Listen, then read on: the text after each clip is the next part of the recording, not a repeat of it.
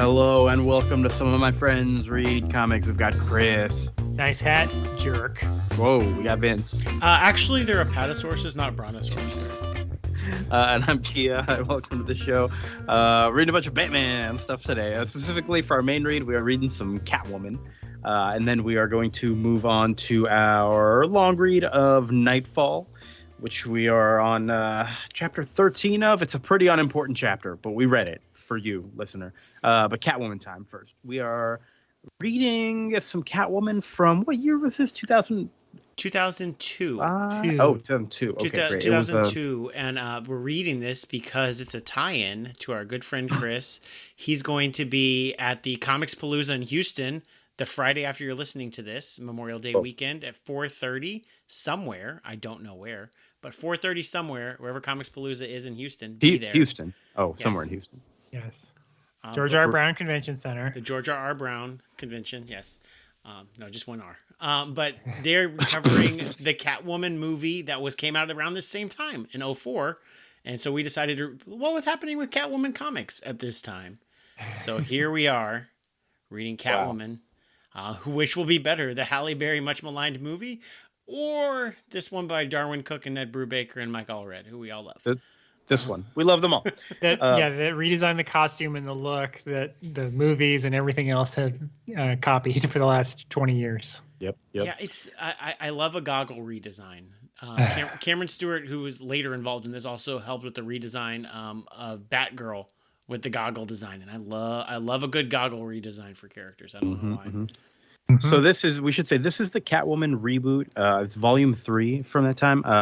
And this collection that we're reading is called Catwoman, The Dark End of the Street, which collects those first 4 issues of Catwoman volume 3.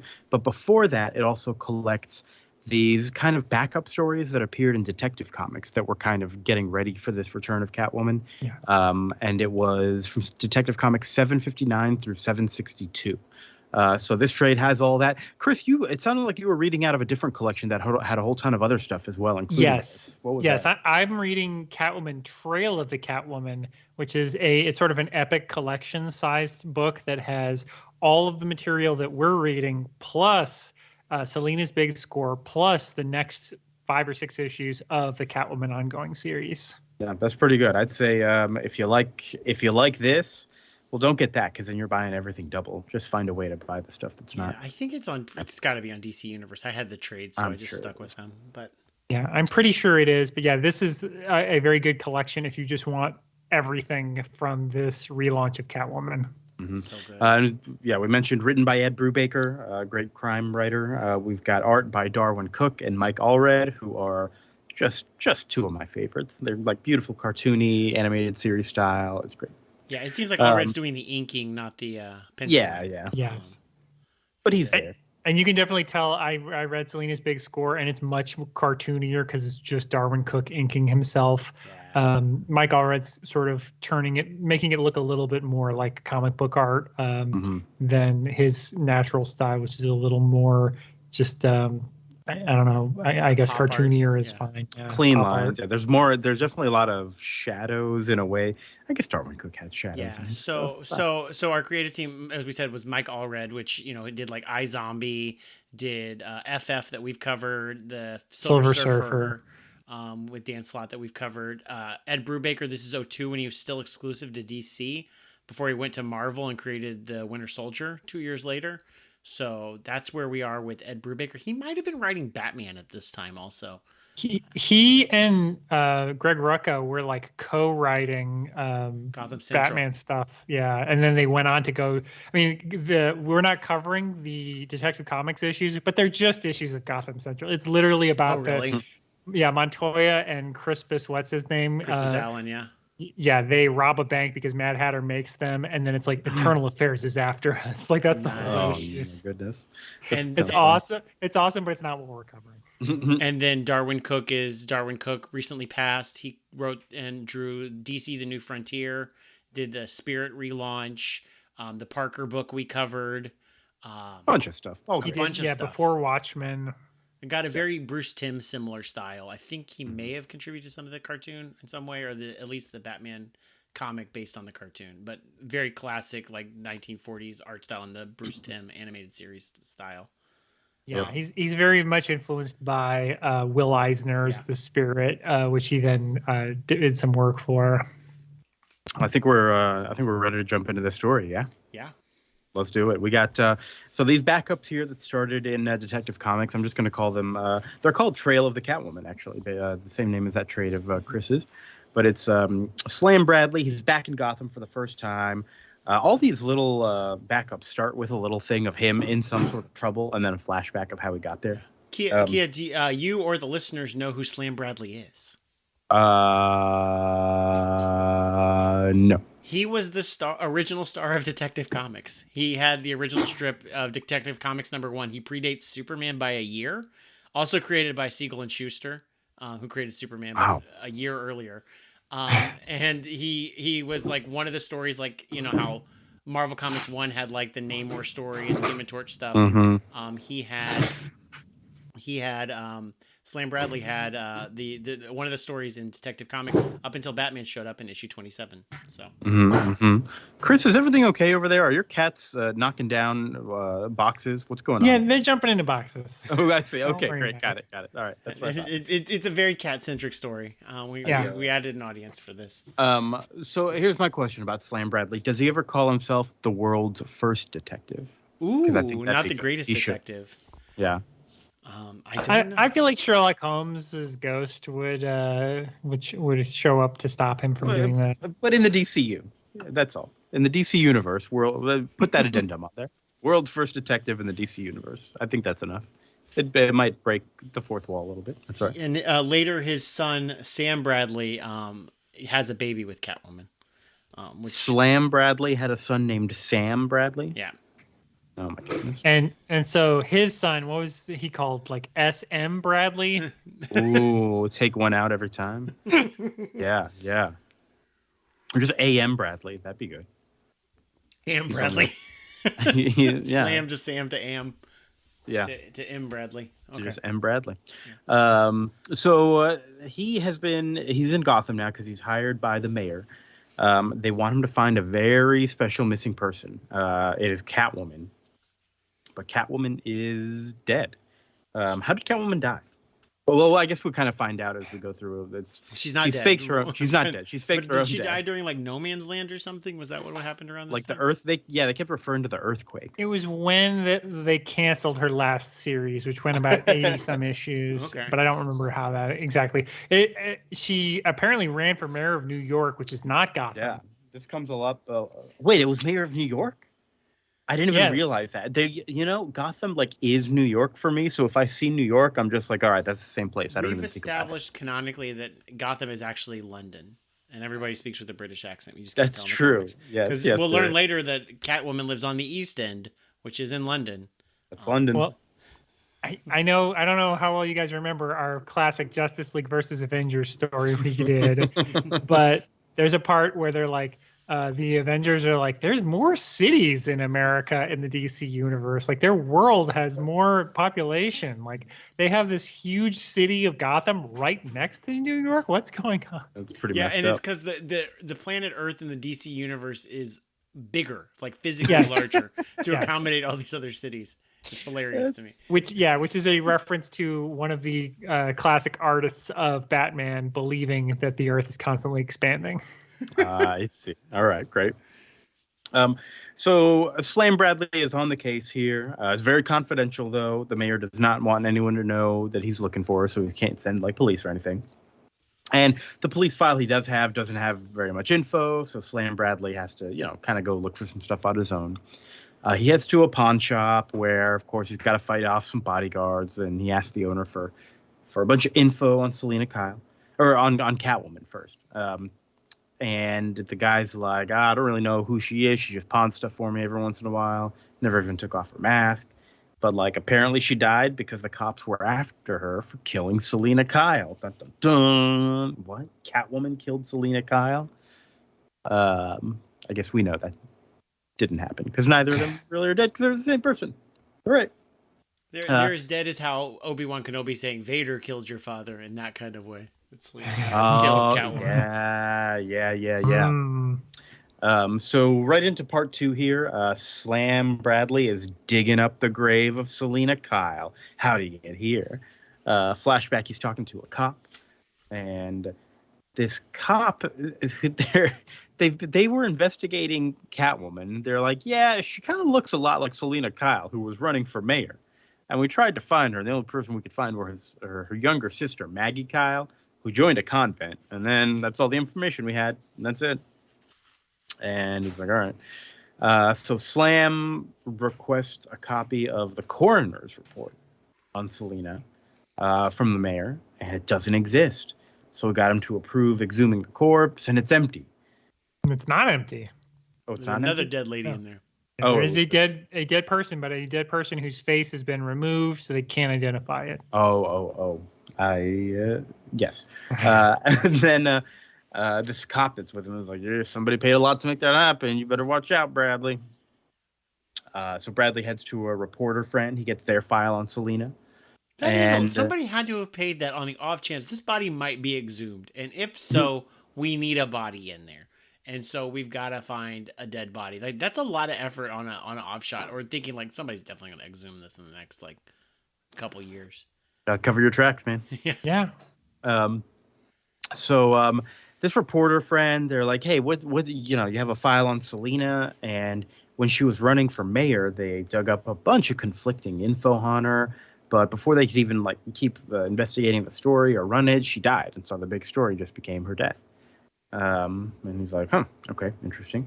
It is a good right kind of how the idea of Selena Kyle running for mayor is a stupid idea. Very. It's like, where did you get all your money? And where did you disappear to? And it's like, shut up. Shut up. I'm running for mayor. That's it. It's like a certain Republican congressman who's been arrested or has been, being investigated right now for various frauds. So Slam Bradley is leaving this reporter, and he gets cracked on the head in the elevator on the way out. We get a nice little panel of him dreaming. The moon is wearing his little nightcap. He's lying in bed dreaming of pretty ladies. It's very nice. And then he's woken up. There's a guy named Gino, this random mob thug, got a gun to his head, and a little boss guy there is asking him what he's investigating. And this guy says that their employer had paid someone to kill Selena Kyle. And he's like, I'm not sure the job got done. So we're just going to watch your investigation because we know you're already investigating it. Thanks. Yeah. And they're like, we paid Catwoman, but we feel bad about it. So Slam later is just kind of looking at stuff at home, and he puts the connection together. Wait a minute, Selena Kyle is Catwoman. And the timing lines up with her arrival to Gotham, and she entered high society when Catwoman started stealing from the rich. That's got to be it. And then he gets a call that the autopsy of the body got shut down too. But the only thing they found out before the cops shut it down is that Selena Kyle's the prints didn't match the body. Oh my goodness. There's a lot going on here. I'm starting to think Catwoman might not be dead. We have. Can I just say I love all this? This is all such Dashiell Hammett, Big Sleep, who's working for who, nonsense. I love it. It works really well for just being quick, short little bits as well. It's really good. Yeah. Part 3 starts with Slam Bradley hanging upside down with some upside down narration text.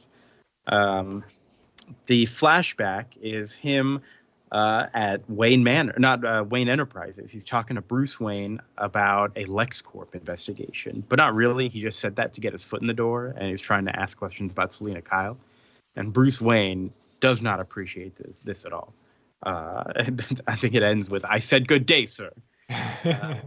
And I love it when Bruce Wayne, or just other heroes, civilians, show up as themselves without the other person having any. It's in another person's story, no indication that they're a superhero. It just always tickles me for some reason. Yeah, no, that's a real big trope. I mean, that's what Gotham Center was all about. It was the idea that we're just gonna meet somebody and they're not in our story. We don't know who they are. The audience does, but our main character doesn't. And the book never really tips its hand that it's. Well, that's Batman, of course, and he's not going to act like the Bruce Wayne when we, know his insight and his internal monologue. So I like it a lot. It works for me so good. On his way out of Wayne Enterprises, this Gino asshole trips him on the way out. He really hates this Gino guy. He keeps saying, and he's like, "Yep, just reminding you that the Bob is watching." Slam Bradley starts going around with a picture of Selena Kyle, looking for anyone who might recognize her, which is weird because she was running for mayor. Like, I don't know. That's a little of another city. Sure. I don't know what Mayor Parker looks like. I don't know even if Houston's mayor is still Mayor Parker, but I don't know what Mayor Parker looked like. So everyone is just like, "Whoa, she's hot. Can I date her?" And that's like everyone's answer. Speaking of hot mayors, Kia, do you know what our mayor looks like? San Antonio's mayor? Ron, he's hot. He's got nice hands. Who can hold you? But okay, good to know. So maybe by those standards. Yeah.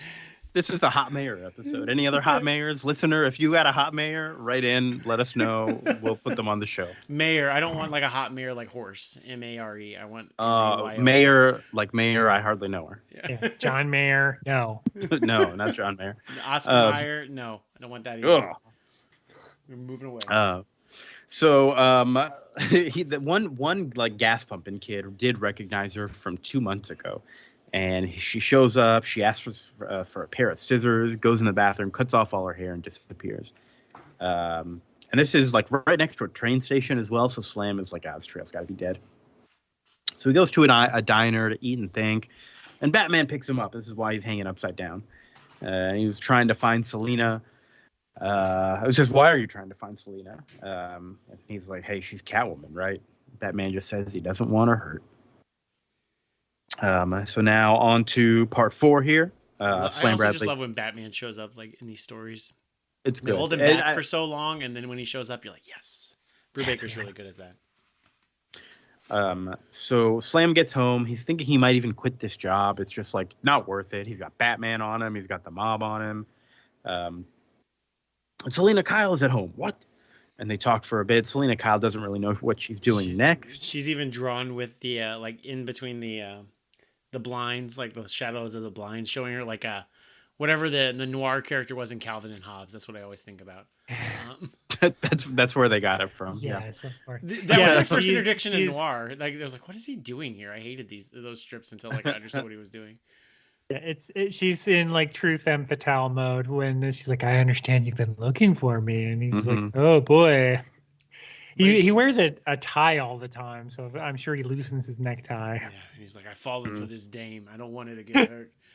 Which I think he does say, like, probably the next page or two. He says something almost exactly to that effect, yeah. And he, like, they talk so much, and he's just like, oh, yeah, I don't want to give her up. I instantly knew I never could.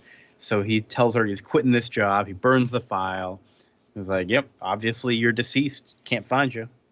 And Selena leaves. Batman was following Bradley, but then he sees Selena. So he's like, hey, how's it going? You want my help? Does she accept it? Does the scene just end there? What happened there? Yeah, I think the scene just ends with that. Then Bradley goes to the mayor's office and quits. The mayor is not happy. Have we met a single good Gotham mayor, by the way? I feel like all of the Gotham mayors have all been like... We should make like a ranking of how terrible every Gotham mayor is. Like Mayor Nick Kroll was no good in Knightfall. Incompetent at best. Not like Mayor Ron. Hot Ron. Wow. Hot Ron. Bad cops, hot cops, we got them all. Bad mayors, hot mayors, we got them all. The animated series mayor is more incompetent than actively bad. Yeah, I'd take incompetent over bad any day. Bradley gets beat up by a whole bunch of cops that the mayor has sicked on him, like in the parking garage. Man, and he gets home. He's all beat up. Gino is waiting for him. And Slam is happy to see Gino because he's all beat up and ready to beat someone else up. And that's the end of the Slam Bradley story. Hooray. Slam. No, I'll take the hit to protect her, so I got to make this beating look like it matters. It is like a nice little appetizer for the main Catwoman series, though. It's just like got that bit of noir. You see some Catwoman, you see some Batman. It's still its own thing. It works really well. It's fun. And in the meantime, Internal Affairs knows that someone set up this murder of a informant person, Montoya was going to kill them themselves, but then Harvey Bullock stopped her. But then is Harvey the guy who set this murder up? But then Harvey quits the Gotham police before we find out what happens. What are you talking about? That's Chris? the Detective Comics issues we covered. Those 4 Oh, issues. okay, I see. That's what's happening in the issues. I see. Yeah, it's basically a prequel to Gotham Central, because I remember reading Gotham Central and I'm like, where is Harvey Bullock? And he's a private investigator in that series because he had just quit. Oh, okay. I like this. I like structurally. I like that it's like 4 8-page strips or whatever. I like that.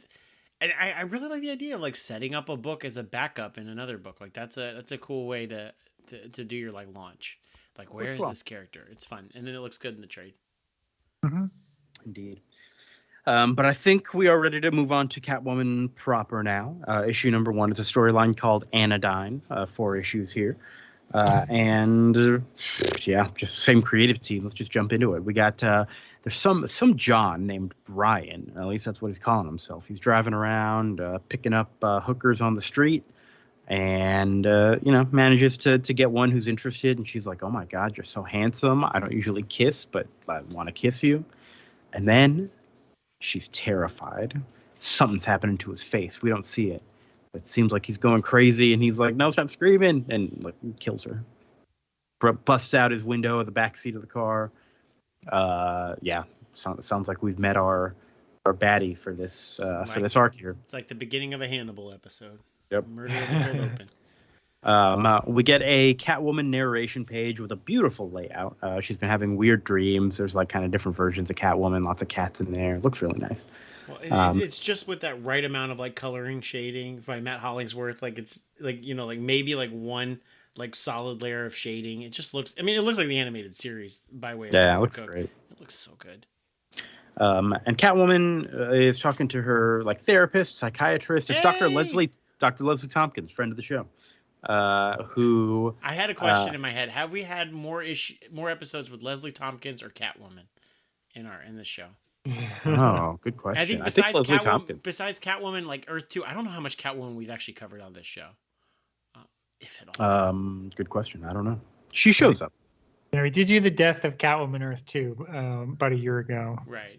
Yeah. Well, anyways, Dr. Leslie Tompkins, we kind of learn a little bit later that this has been Batman's way of helping, like hooking her up with Leslie Tompkins. And so she's been talking to her. She's thinking about her sister, trying to find herself. And Dr. Tompkins is like, yeah, it's kind of natural. Like you're doing a fresh start, doing a lot of soul searching. But it's not like the bad dreams aren't because of any drugs or anything. There's no, we did your blood work. It's all clean. No drugs in your system. It's not detoxing causing the dreams or anything like that. Yeah. So Dr. Tompkins just recommends a break. So Selena heads to an old safe house she had bought. It's still there. And she's kind of a lot of monologuing here. That night she's running across rooftops, getting a workout. We see a newspaper article about a second body found. Selena sees Batman fighting the Riddler, who has a joke called, not called anything. He goes, when is it time to act like a banana? Can you guess? Listen. Can you guess? It's when you need to leave. No. Of course, Riddler says, well, you need to split, and then laughs at his own joke. It's, of course, I wish there was a better joke there, but I kind of respect it being not. I wish it didn't have the punchline in there, though. I feel like it would have been better without the punchline because it's like everyone knows. Yeah. She thinks that she's like thinking about Batman. Without him, she wouldn't have become who she is. Owes him a lot. And she sees like one gunman's got like the jump on Batman and is about to kill him, and so she throws a brick at him and then disappears. Thanks, Selena. Then she goes home. She wasn't wearing a costume or anything. She was just kind of out there working out. But she's got her old Catwoman costume. She throws it away. She has a new one, a more cat burglary suit, the black one we described earlier. Goggles, no tail. I always forget she had the tail with the old costume. Yeah, same. Why would you have a tail? It just seems like a bad idea. Because she's a cat. This is the version that's in the Nolan movies and the Arkham City and all of the various other Catwoman stuff. It's not different. The Pattinson movie, I don't know if she ever puts on a mask or not, but did she? Yeah, it's closer to that. Yeah. So she heads out and meets Batman on a roof. He's glad she went to Dr. Tompkins. And she's like, hey, why'd you help me? But I believe you're a good person. Aw, thanks, Batman. Then Selina's at home, and somebody's trying to jiggle open her front door. What? They've got keys? And it's her old friend Holly. Hooray! I don't know if we know Holly, but Selina knows Holly. Was Holly her friend in year one? She was in year one, I believe. Friend of the show, Holly. Okay, cool. Yeah, and this book it's really interesting to me because I don't really like Catwoman Year One or Long Halloween Catwoman very much. I feel like it always seemed out of character, but this does a good job of like incorporating that stuff into the Batman mythology because it directly flashbacks to that stuff. Mm-hmm. Yeah, I mean, I think like going like this aside from Batman, this is like she's got her whole like lady crew. It's an all-female cast. It's really cool. Like she's got her therapist, who's kind of like her like moral compass, and also somebody to not monologue to. She's got Holly, who's like another friend to talk to. She's already like starting to show the shades of gray within her world compared to like Batman's world. It's all working really, really well. And I also, I mean, I feel like the haircut's doing a little bit of the work. She has a very short haircut, but like I think they do a good job of making her look like striking, but not just like every hot woman looks the same, sort of, right. You know, Ed Banez, you know, drawing Black Canary, and then 4 other women who look identical to Black Canary, and you're like, oh, all women are hot. She looks very striking in like a unique way that I think is cool. Yeah. So Holly is looking for someplace safe to live because the other girls are being killed out there. Oh, it's a bunch of Holly's friends who are our victims. So on to issue number 2 here. We've got that same murderer guy. He's out picking up a lady again. His car window's still broken. His name's Greg now. His name's Greg this time, yeah. Catwoman's out on the night, jumping across trains and stuff. She's breaking into a morgue, evading a bunch of guards, and she's looking for info on some of these dead bodies that have been killed. We see her shocked face at like how badly they were killed. The reports say suffocation, broken glass, all that. She talks to Holly about it afterwards. The cops, of course, aren't doing anything about it because nobody cares about some hookers on the street. And then Holly, I guess, was friends with her younger sister, Maggie, and they were at the convent together, but they both left together. Maggie is out and about, fell in love with some guy. Holly lost track of her. They never contacted Selina because they thought she was dead. And so Selina knows her sister's out there somewhere, doesn't know where. That's a really like good like plot wise to be like, how did I not know about this information until now? It's like because we thought you were dead, so we just never updated you. Okay, yeah. And it's good seeding. Like that's not going to be like the next story arc or whatever, but you know by issue 25 that sister's coming back. Yeah.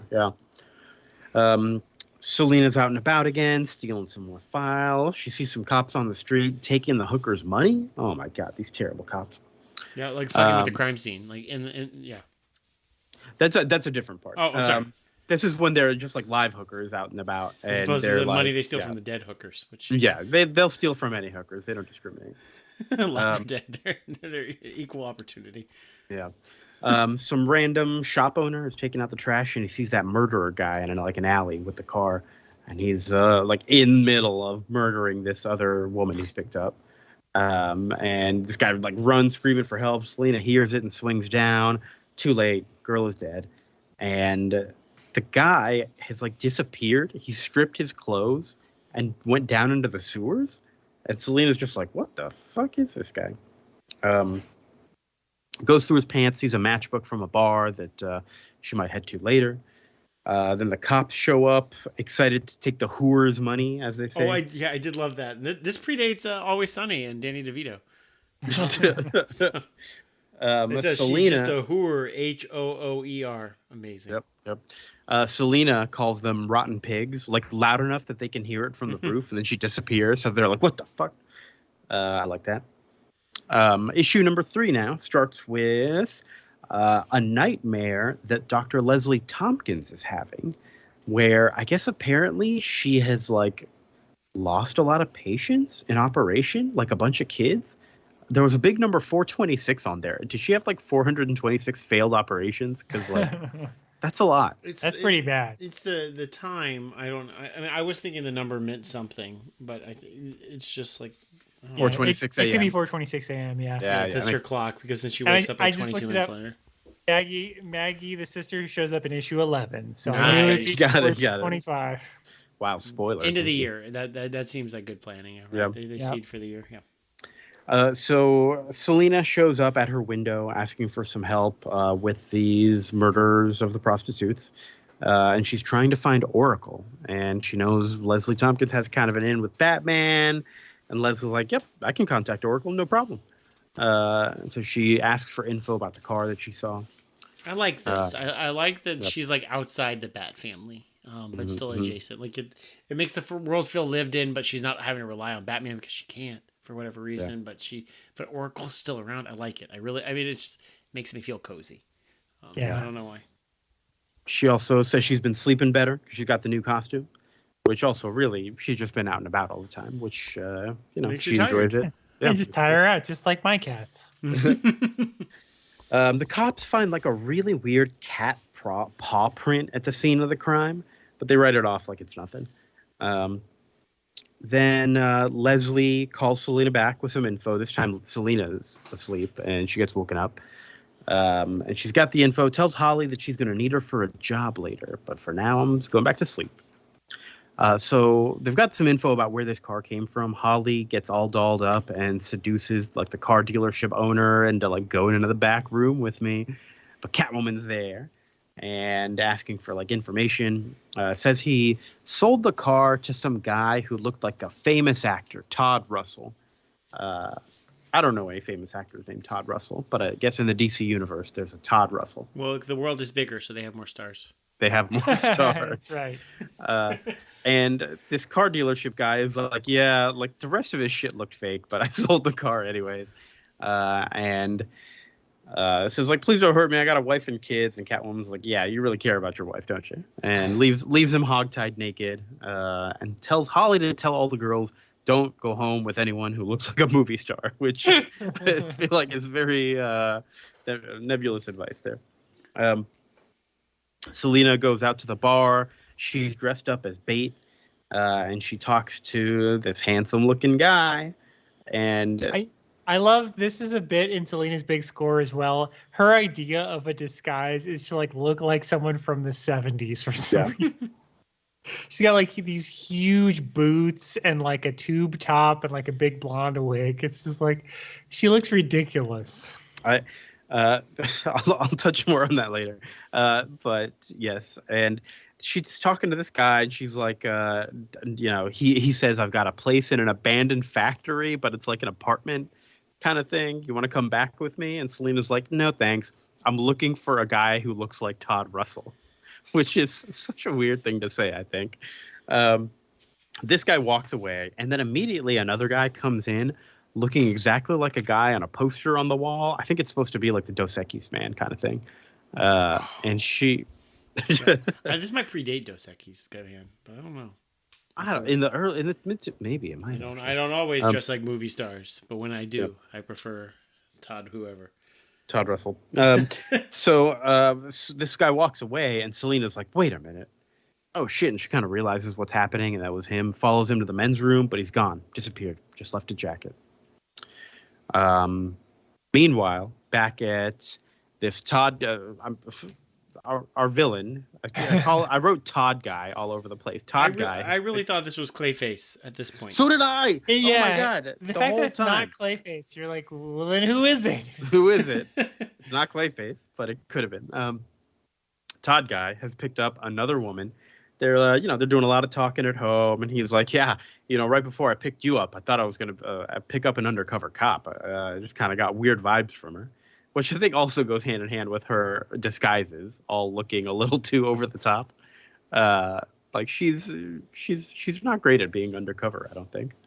But then he starts kind of losing it. He's like, oh God, don't let it happen again. He runs to the bathroom. Selina is out and about looking for him. She's like, all right, I know he lived in an abandoned factory, so I'm going to check all the abandoned factories around here. And I guess there's like 4. So she gets there right as she sees this girl running away in horror.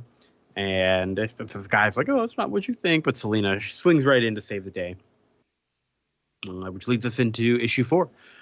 This guy reveals that he can like change into anything that he can look at, which I don't know if that includes inanimate objects. That would be convenient, but he can. Mm-hmm. But he does say he changed into a cat and disappeared into like the sewers or whatever, and that's why he left all his clothes. And he doesn't remember anything about himself. He was maybe in a war or something, but one day he just kind of like appeared on the street, and everyone was like horrified at his appearance. So he just dreamt of looking better, and he looked better. But also he's got like flashbacks to some scientist who was doing experiments on him. Are we supposed to know who the scientist was? Who is this guy? Do you know? Mm-mm. Maybe No it's something. Maybe it's something that comes in later. But he apparently gets a name in issue 44 of Catwoman. And What? It's Clayface. what? That's. I feel like Brubaker was done with the book by then. Yeah, I don't think Brubaker did that, but it's just like, what? What? There isn't? Okay. Well. So he doesn't have another name. Okay. Great. I feel like Anodyne was supposed to be his name, right? Because that's the name of the arc. Yeah. Oh, is that what that? Anodyne is the name of an indie video game that's kind of like a Link's Awakening, like. That's what I know it from. It is, isn't it? That's what. Yeah, that's got to be what it referred to. So he talks about how he used to be so handsome, and he can feel that he would like remember women staring at him and like enjoying his appearance, and he just wanted that again. But when his face starts malfunctioning and going all crazy, the women start screaming, and he just tries to get them to stop, and that's how he ends up killing them. So Catwoman tries to offer him some help, and is like, I know a doctor who can help you. You're gonna have to trust me. Reaches out her hand, but he gets like a flashback to the experiments and like goes all crazy again. He transforms into like a weird pink alien thing, and there's a nice little fight. I like I don't know how to describe the design on this thing. It's cartoony, but it's not. It's like alien and weird, but it's like, not. Resident Evil 4 bosses when they turn into like a weird, crazy like monster. They're like normal, and then they're not. This feels like a video game boss to me. Like, I was a boring dude, and now I'm a giant monster, and you can cut off my limbs. It's phase 2, yeah. Yeah, it definitely feels like a New Adventures of Batman, like Clayface redesign, where he's grosser. Oh yeah. And she's got like a foot blade kind of thing, and she kicks off his arm and slices it, but he reattaches it. So she's like, "Oh shit, what am I gonna do?" And instead, she eventually cuts his head off and puts it in a freezer somewhere. The rest of the body goes haywire and it envelops her, but she gets out. She decides she's gonna get the body to Batman, so she calls Batman over. She's like, "Yeah, I left it in here." And they open up the freezer. I thought maybe it was going to be missing, but I'm much happier that it was instead the head was there, and it's grown a little baby body. and I like, and then the next panel is like a POV from the freezer up at Batman and Catwoman in the same panel, like looking down at it. And I'm like, yep, that's a baby body with a head in the freezer. Yep. Normal day at the office for Batman. You did bring a bat crowbar. To open up this deep freezer.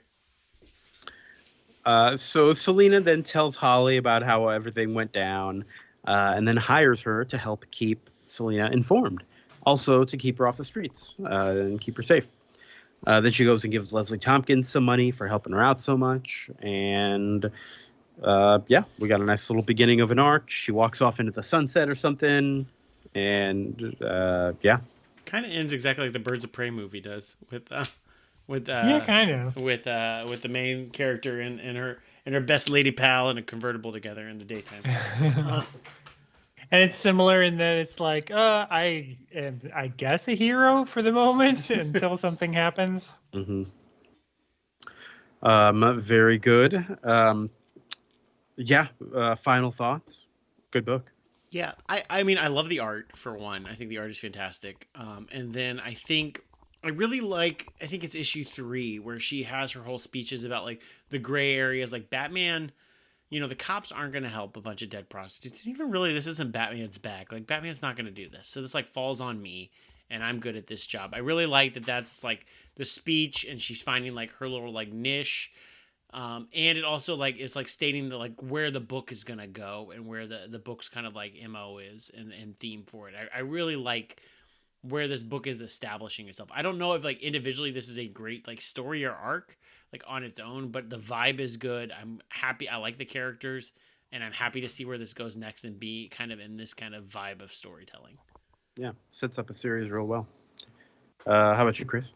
Yeah, I totally agree. I think the art is great. The writing, the only negative thing I'll say is that this is a 4-issue series. It could have been 3 issues. It probably even could have been 2, but 3 is probably about the right length. It's a little padded. This is 2002. I feel like it's kind of the peak of decompression in storytelling.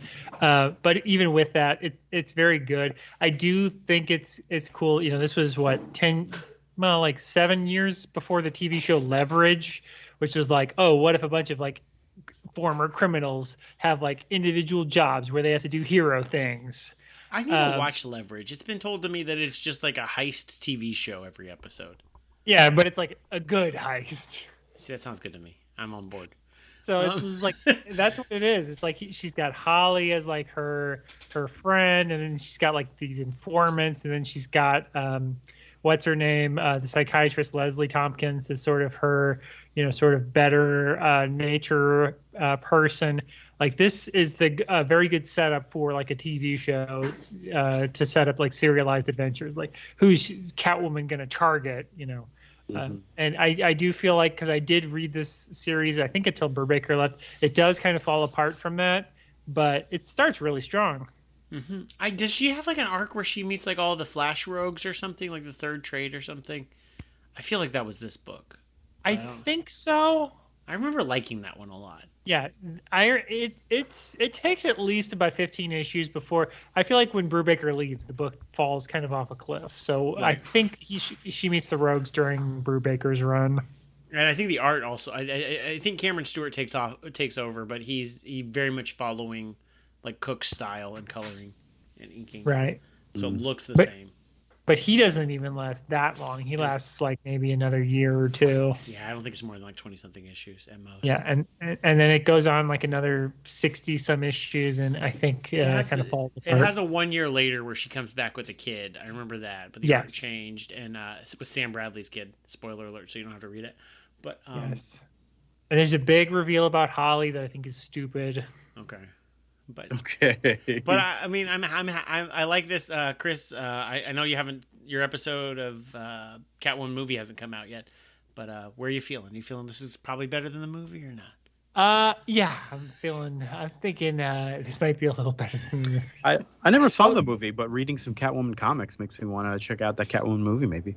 Although Catwoman's friend in the movie is what's her name from Mad TV and Family Guy? Alex Borstein. Also yes, Alex Borstein. Miss Maisel. Yes. So Miss Maisel, yeah. She's not playing Holly. That would have been an odd casting choice. Yes. But and Halle Berry's not Selena Kyle in that movie, right? No. The beginning of the movie is like, for centuries, cats have been. It sets up basically a prophecy, and that Selena Kyle in the movie Batman Returns was only the latest of a series of cat women. Oh man! So does that movie take place? Is Batman Returns? Is it a continuation of the Batman Returns universe? It is in the DC universe. I don't know if it's a direct continuation. Well, everybody I'm spoiling your stuff. I'm spoiling your show that hasn't happened yet. I'm sorry. Yeah. Okay. For now, I think we do need to jump to our long read of Knightfall. But is there any last words on Kia, Catwoman? did you have any final thoughts? I don't know if you gave them or not. I said it was good. I don't really have much to add other than what y'all said. It's pretty like universally good. It's just one of those things that's like, you can't read this and say it's bad. It's not like the greatest thing ever in terms of, like you were saying, the individual story, but it's just like, it's a good vibe. It's fun to read. Works well for me. I have the rest of the trades of the Brubaker run. I feel like I can easily breeze through those. Yeah. Yeah. I do wish Slam Bradley had been introduced into the main story of the first 4 issues, because he is a relatively important like supporting character. So would have been nice. And he's in Selena's Big Score. Like, he's not a major character, but he's in that one, and it like cross promotes with the Detective Comics. Like, they redo the scene where she shows up to be like, "Oh, I understand you've been looking for me," like from her point of view. So it's fun, and I wish there had been a little bit more of him, because I thought he was cool. Yeah. Yeah, on to Knightfall now. I think some more Bat stuff. We are reading Knightfall Chapter 13, which we thought at first that maybe we could skip. It didn't look like it might be kind of part of the main series. The whole first 12 chapters so far, well, the first like 0 chapter was like a Bane one-shot thing. And then it was just going back and forth with Detective Comics and Batman, and Detective Comics and Batman. And now this one is the first issue that takes place in a comic called Showcase 93, which was like a thing that they would do to do a lot of little stories about a lot of different little characters. And this one in particular had a Two-Face story in there that was part of the Knightfall story. So we said, it's got the official numbering on it. Let's read it. Art looks cool. Art by Klaus Janson, written by Doug Mensch. And it starts at the scene Knight starts. Team. I don't know if Klaus Janson did Moon Knight, but Mensch created. Oh, yeah. And like we remember, like the first page immediately picks up after the last issue with Robin and Allred. They've just injected a broken Batman with this special drug to help him heal. And we thought, okay, this is just going to continue from there. Let's read it. So let's go into it. Robin is really beating himself up over everything. He's like, God, I really should have helped with Two-Face earlier. And Alfred's like, don't beat yourself up, man. He's like, no. But this was the situation. And we get a flashback to 3 weeks ago with them. And this is basically just Two-Face's story from what he was doing after he busted out of Arkham. He kills some guy, like a mob boss of some sort, takes over his people, his land. And he says he needs some people at the Natural History Museum. And he's put this dead guy in the belly of the brontosaurus at the museum. And Batman's like, hey, why is this guy in a brontosaurus? And the museum dude says, actually, Batman, it's an abatosaurus. It was incorrectly identified as a brontosaurus, but more recently, they found full specimens that include the skull. Before, they were putting the wrong skull on it. Batman, and it was like, yeah, it's the only animal with 2 heads and 2 names. Batman goes, and 2 faces. Which is maybe... That's one of the bigger stretches I've ever heard. It's very stupid. Yeah, it's very stupid. That's the Batman Forever scene where they're like, Enigma, Edward Nigma. Yep. What is a mystery? But also, I was a big dinosaur kid.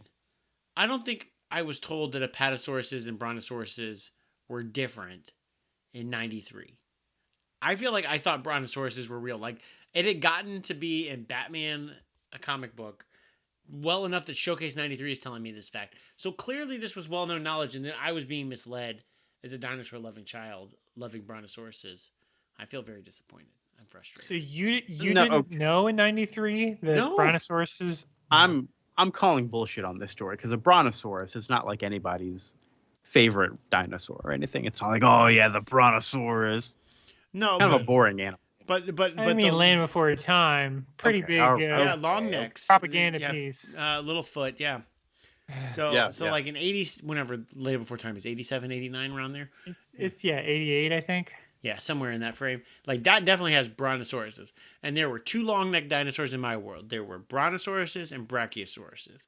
And that carried into... And I was like, why didn't they put a brontosaurus in Jurassic Park, which is 93? Apparently, Batman already knew that brontosauruses weren't real. But it hadn't gotten to me by the time Jurassic Park came out. Oh, yeah? Well, explain to Michael Crichton why velociraptors are Deinonychuses. Velociraptors are like 2 feet tall. Yeah. Mm-hmm. Yeah, the Utah raptor was found after the fact. Afterwards, and is an attempt to try to correct it, to be like, oh, we named it. It looks more like a Deinonychus, but we're not going to call it that. We're going to call it a raptor, so that it's more like what people think of. Michael Crichton, a hack. I I thought it was the Utah Jazz and a different team was the Raptors. That's right, Toronto No, Raptors. Utah known for its jazz. Yeah, That's right. It's Jazz and Raptors. It's true though. Michael Crichton did apologize to like the like paleontologist or archaeologist or whatever that he used as a research person. He's just like, I can't do it. Deinonychus is too hard to spell and say. They should We're do We're going with Raptors. They should do a Land Before Time remake though, where they fix the Brontosaurus and they make it an Apatosaurus. Yeah, and they change the shape of his skull. Does Disney own the Land Before Time IP yet? They could make a live action one. Was it a Fox movie? I don't know. Don Bluth, I feel it's like a dinosaur movie. Don Bluth would be shaking in his grave, which he's not dead yet though. He's still around. Land Before Time is a Universal movie, so it's probably on Peacock. Sony. It's on your Peacock. The House of Mario and Minions. And Puss in Boots too. I still got to see that Mario. I saw a great review of the Mario movie. I'm gonna send you guys. Yeah. Anyways, those are the last of my notes for this Two-Face issue. Actually, I stopped with the dinosaur line. What did anything else happen in there? Anyway, I knew that though. Is my point, Vince. I knew Apatosauruses was the correct term. I forget it. I feel like it was right around 1990 or 1991 that had been like confirmed. Where I was reading it in new books, and if you read old books, they talked about Brontosauruses. Thousand Oaks Elementary's library led me astray. Throw those books in the trash. You need the new books. Yep. What else happens in this issue? Batman goes looking for the thugs. He's like, Deadshot and Peacemaker team up for one thing. Yeah, I stopped there. I stopped the second the Peacemaker was there. Peacemaker? Well, because it's a show. It's an anthology book. I see. I'm reading it in a trade that just like only has the Batman version. Yeah, if you read the DC Infinite issue, the second story is a Deadshot and Peacemaker team up, like the movie. I see. No, Batman goes fighting some thugs. It's he gets thrown in the water. You know, there's not much to it. It's pretty. Did anything? I like the art is great. I loved Batman fighting these thugs and breaking up at a little aquarium, and there's water everywhere. I don't know. I like Klaus Jansen's art. It's like a Bill Sienkiewicz, but a little bit cleaner. Well, because he's all part of that 80s Daredevil. He's all over that. Yeah. Mm-hmm. I mostly just flipped through this looking at the pictures. There's nothing important in here. It's a step back from where we are in the story. So I wish it hadn't been included in the official numbering. I feel like we got tricked into reading it. There's nothing in here, but there's or if it had, it should have been like 6 issues ago. Right. Yeah, just put it in there. Yeah. Or it should have been in like Robin's book or at the time. Yeah, it's because only the first page where they're like, is Batman gonna make it, Alfred, or whatever? That's the only scene that takes place in the present. The rest of it is all a flashback. If I'd have known it was all flashback, I would have said no. But you know what? We're already halfway in. Yeah, we're gonna have to read it. But DC editors, I'm frustrated by this because like there are like in on Infinite and I guess in real life there are books with like the Knightfall like header like on the cover that don't have numbers on them, and those are like the Shadow of the Bats, the God of Fear. So you would assume the ones that have numbers matter because they recognize there's ones that don't matter. And they were like, no, this one matters. We need to make sure everyone knows about this one. Yeah, Two Faces around. Oh, okay, cool. Well, the cover of the next Vince has to learn about Apatosauruses sooner or later. Yeah. The cover of the next issue looks very weird to me. There's just something off about Batman's lips. There's something off about chest. Two-Face all over. I'm not gonna. I shouldn't throw Eastman and Laird under the bus, but it looks like an Eastman and Laird cover. It does, doesn't it? Yeah, just the way they're shading is and the way they draw. Yeah. I mean, his cheeks are coming out almost like how the Ninja Turtles like cheeks come out. Yeah, squirrel cheeks. I'm not thrilled. Well, that's all right. So yeah, next time we will continue this Two-Face two-parter. Can you look at this guy? Oh, okay. Are they like photo referencing someone for Batman? I think somebody drew a Ninja Turtles cover and then was told to turn it into a Batman cover. Honestly, I think they might have been photo referencing like Michael Keaton in a way. Like it does have kind of like something Keaton-y to it. Yeah, it could be. I don't know. It could be somebody. He's got It's so weird, many though. muscles in that arm that he's flexing. Yeah, the arm is not photo reference. That's Scott No. Steiner would wishes he had an arm like that. Yeah, and I think they were photo referencing Vince for Two-Face here. Yeah. Hey, Oh, Heyo. in your face, Vince. Boom, boom, boom, boom, boom. your face is fine. I had to choose Vince or Chris, and I chose. Chris, you didn't even go burr, burr, burr, burr. You just said boom, boom, boom, boom, boom. That's right. But I think that's it for this. So next time, Knightfall Chapter 14, a very important chapter where we finish off this Two-Face story. But what is our main read gonna be next time? We're doing some X-Men. It hasn't been a while since we did some X-Men. I know we've done some Age of Apocalypse stuff here and there, but like a regular old X-Men story that doesn't take place in a different timeline. Oh, wait a minute. Oh, wait. So we're doing Days of Future Past. I'm actually kind of surprised we've never read this for the show. It's a pretty classic X-Men story here. And technically Days of Future Past is just 2 issues, Uncanny X-Men 141 to 142. But the whole trade that includes it has 6 issues kind of around it. It's 138 through 143. A lot of stuff, what is it, like right after Phoenix dies, when Kitty Pryde is just getting there, all that sort of stuff. So yeah, next time our main read, Days of Future Past in Uncanny X-Men 138 to 143. And then Broken Bat Chapter 14, Knightfall Chapter 14, with this Two-Face story. And yeah, what else is going on? Chris, you've got your big exciting podcast live in Houston at the George R.R. Brown Convention Center. That's right. I'm going off memory. Is that all right? You're the first person to make this joke, so congratulations. Vince made it earlier, I think. Oh, Vince, you're the first person to make this joke. Thank you. I appreciate it. I'm very clever. What else is going on at this convention? It's Comicpalooza. Yes, Comicpalooza. The cast of The Boys, except Carl Urban, who shamefully canceled. I think New Zealand forced him to return. I don't know why he canceled. But most of the cast of The Boys, a few comics artists, Yannick Paquette. Okay. He did that Swamp Thing that I liked with Scott Snyder at the New 52. Yes, Frank Cho, I believe, and a few others. Some anime voice actors. I don't know who are. Terry Brooks, the sci-fi author. Okay. Yeah, so plenty of interesting people to meet. Mick Foley will be there apparently.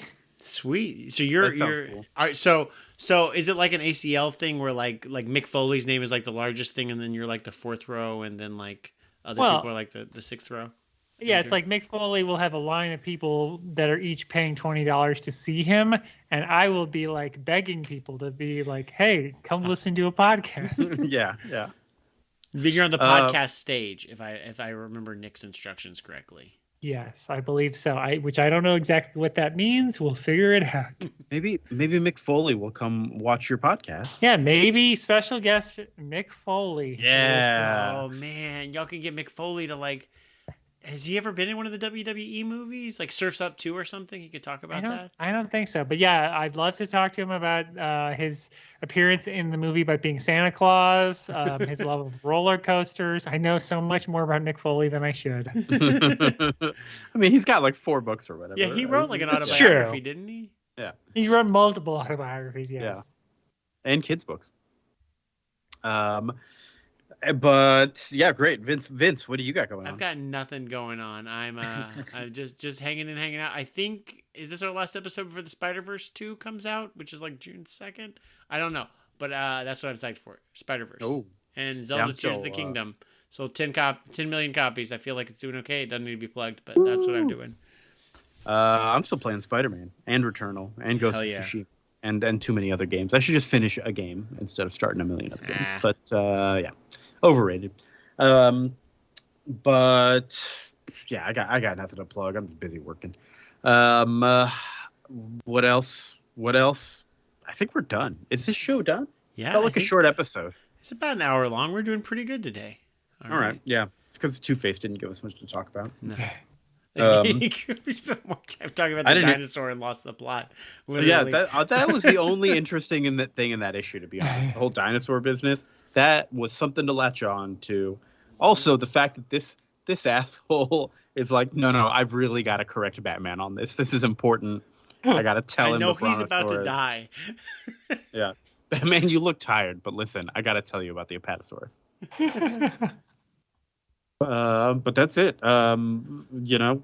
Short episode. Let's get out of here. Vince, I love you. Love you too, bud. Chris, I love you. Don't look at me. Stop looking at me. Okay. And listener, I love you as well. We all love you. I think. I'm not sure about Chris. But we love you. Thanks for joining us. We'll see you next time. Bye-bye. Bye.